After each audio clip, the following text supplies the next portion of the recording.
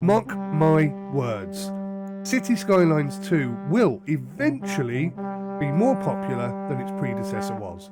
But right now, the Steam reviews are mixed, and rightly so, as there is a lot wrong with the game in its current state, and for me, also in the direction which City Skylines 2 has taken.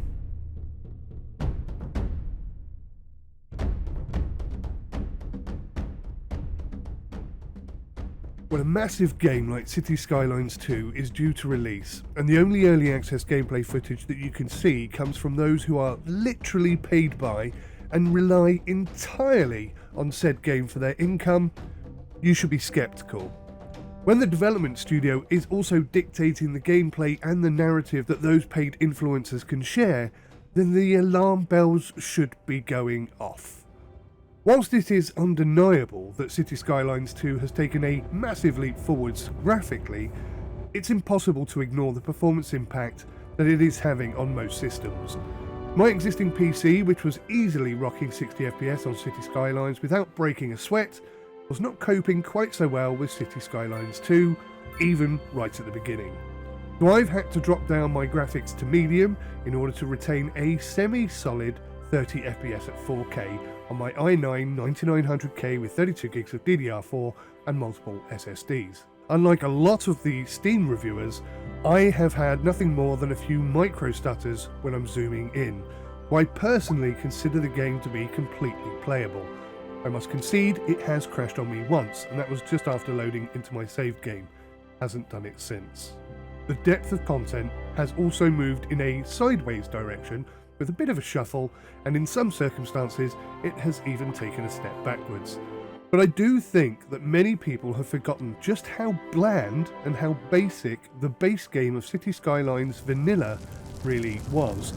When you take City Skylines and then remove all of the DLCs and all of the mods, there actually isn't much gameplay depth there.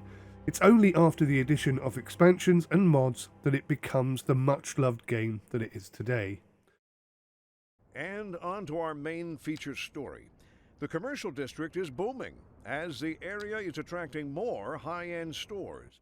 One of the things I really enjoyed most about City Skylines was the complex books balancing requirements alongside the plethora of money-making opportunities and expansions which are available to you, at the same time as trying to fit it all together in a cohesive and aesthetically pleasing landscape whilst keeping your citizens happy and healthy, and it wasn't always easy to do that.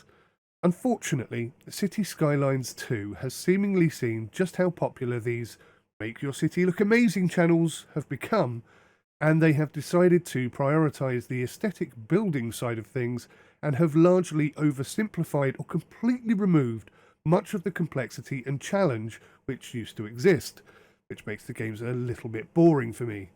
For example, the electricity and water is basically self-managed now, and it dramatically reduces the overall challenge. But worse than that is the specialised industry implementation, like oil drilling and farming, which is now as automated as it could possibly get.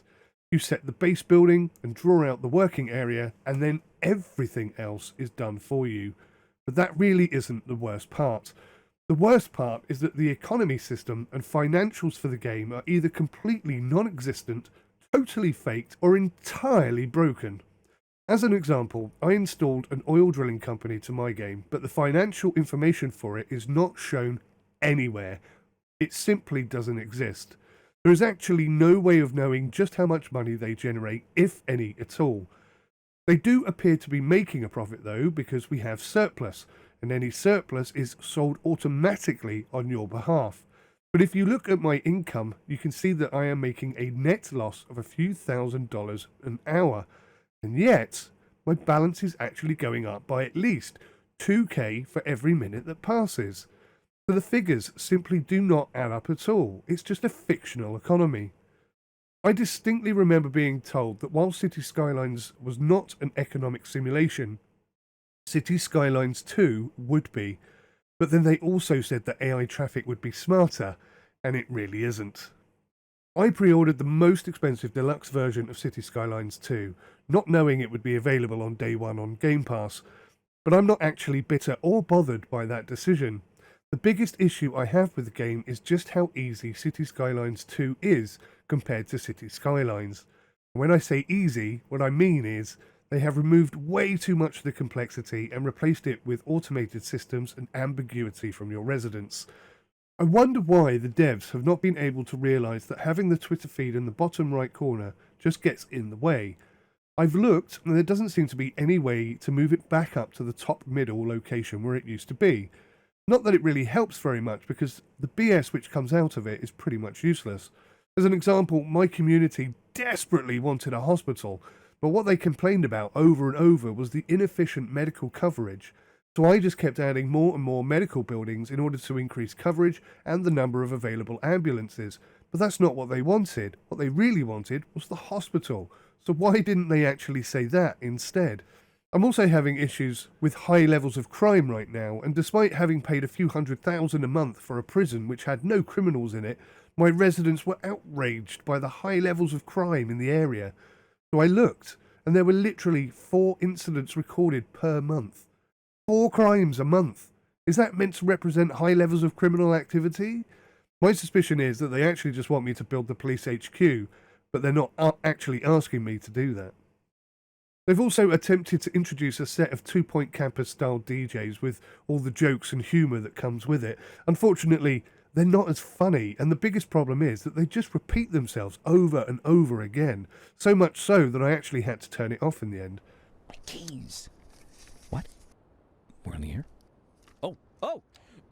Sorry about that. It's, nothing important. I just lost my keys.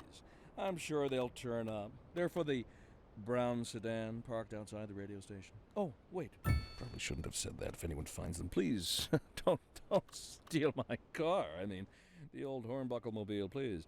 Oh, good. Here they are. Well, never mind then. Thank you for listening to Second Moon. Finally, why is it that high-density housing occasionally comes into demand very early on, but it's not made available to us until we reach level 8, or milestone 8? Why do we also see a massive demand for high-density housing or for office buildings?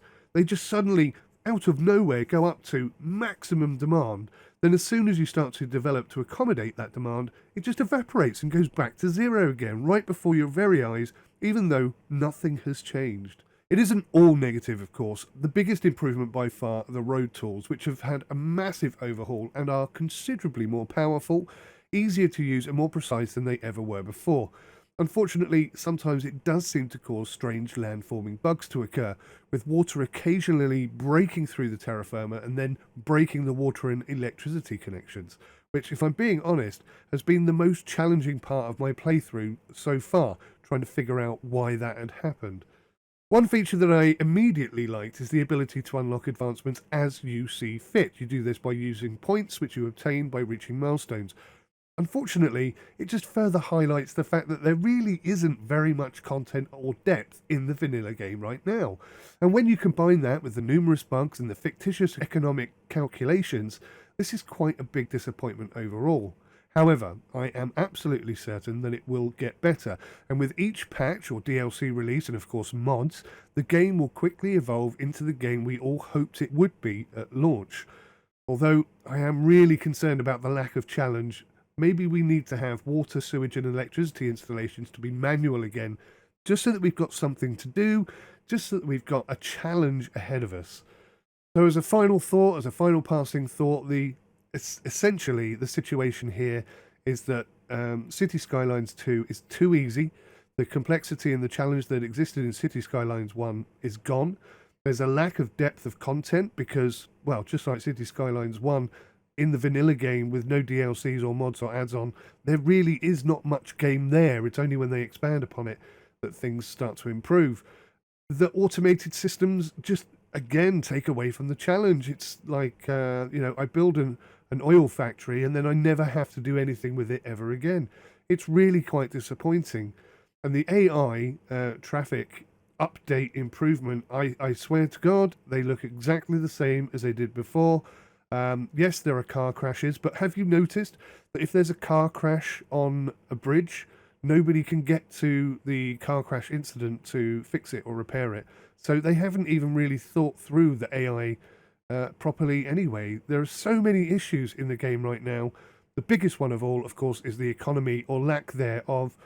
All of these oil industry and farms and stuff that we can build, or the tree processing plants that we can implement, they're really cool. I like the fact that they're super easy to implement and they're there in the vanilla game, but they're totally automated, and none of the finances that they produce are actually calculated anywhere, and the whole thing is just a bit of a joke. It's so much more focused on building pretty cities rather than actually having any kind of challenge whatsoever, and that's a massive disappointment for me. But that's me. What do you guys think? Did you want a game that was more challenging? Are you happy with the game as it is? And if you aren't, what things would you like to see? Let me know in the comments below. Thank you for watching. Don't forget to hit the thumbs up button and share this with your friends. I'd really love to hear your feedback on this one. Thanks, guys. See you in the next one. Take care. Goodbye for now. So there's 4 seniors. See, this doesn't make any sense. Household members 2. And then if you look here, it says 4 seniors there, which is twice the number of people that it says are in the house. And 4 people are poorly educated. The game is bugged. How can there be commercial demand when all of these businesses are telling me there aren't enough people, there aren't enough customers?